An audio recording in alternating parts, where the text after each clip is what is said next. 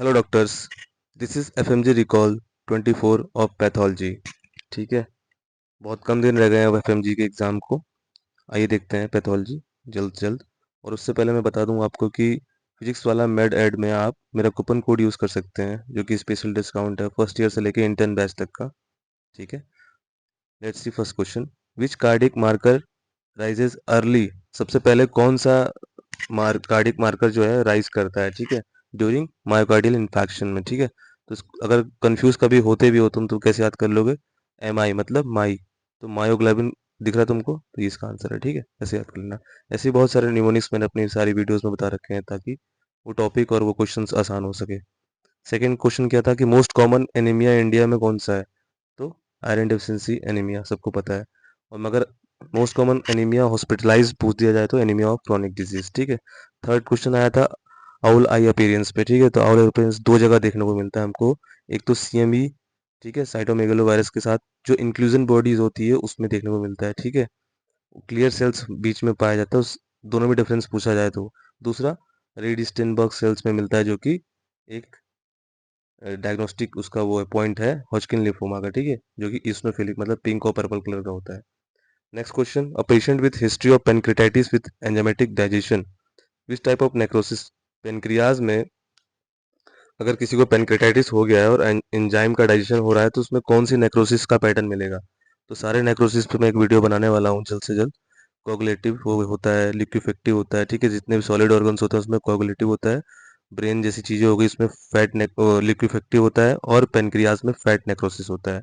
ठीक है, next question क्या बन सकता है? ब्लड वेसल्स पे कुछ आएगा तो उसमें फाइब्रिनॉइड नेक्रोसिस होता है। ठीक है, नेक्स्ट क्वेश्चन क्या है? कैरियोटाइप दे रखा था ऐसे क्रोमोसोम का, इमेज देख के आपको बताना था कि कौन सा ये सिंड्रोम है। ठीक है, तो 18 क्रोमोसोम पे ट्राइसोमी दिख रही है आपको। ठीक है, तो उसको याद करने का भी मैंने निमोनिक पहले भी वीडियोस में बता रखा है। 18 मतलब एडवर्ड, राइमिंग कर रहा है ना, तो एडवर्ड सिंड्रोम में 18 क्रोमोसोम की ट्राइसोमी हो जाती है।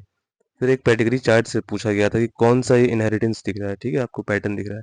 तो इसमें मोस्टली जो है आप लोग गलती से ऑटोसोमल रिसेसिव टिक मार के आए थे।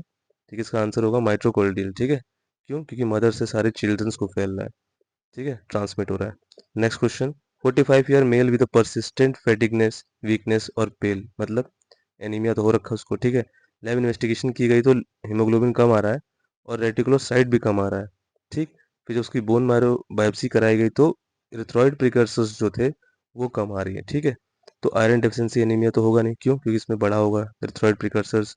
ठीक, और ए प्लास्टिक एनीमिया में सारी चीज़ें बढ़ी रही है। एक चीज़ और ध्यान देना कि डब्ल्यूबीसी और प्लेटलेट्स काउंट जो है वो नॉर्मल है।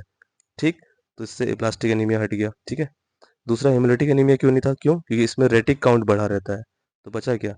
प्योर रेड सेल एप्लेजिया इसका आंसर होगा। ठीक है, नेक्स्ट क्वेश्चन क्या था? न्यूरोफाइब्रोमेटोसिस के विद लिस निड्यूल्स, ठीक है, और कैफेला स्पॉट था, एक इमेज वाला क्वेश्चन था। तो इसमें दो तरीके होते हैं, हम NF1 NF2 पढ़ते हैं। NF1 में जो न्यूरोफाइब्रिन जीन म्यूटेशन हो जाता है, ठीक है, और क्रोमोसोम का इन्वॉल्वमेंट क्रोमोसोम 17 होता है। NF2 में क्रोमोसोम 22 होता है। ठीक है, फिर नेक्स्ट क्वेश्चन की बात की जाए तो अब 35 year male with testicular mass, image दे रखी थी, डायग्नोसिस पूछी गई थी। ठीक है, तो सेमिनोमा होता है इसमें मोस्ट कॉमन, उसमें उसका भी क्लास कौन सा होता है? डिसजर्मिनोमा होता है। ठीक है, नेक्स्ट क्वेश्चन क्या है? डर्मेटाइटिस हर्पेटिफॉर्मिस जो है डिजीज कंडीशन बता रखी है, ठीक है, उसकी स्किन बायोप्सी कराई गई है।